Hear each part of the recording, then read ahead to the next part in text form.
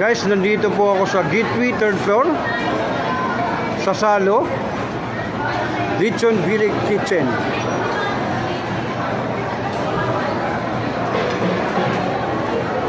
Ito, masasarap ang pagkain nila. Ang sinong gustong kumain, punta lang ka dito sa 3rd floor ng Gateway.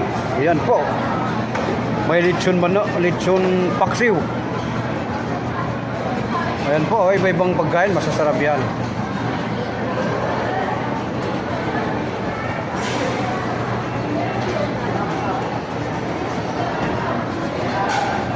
Ito po.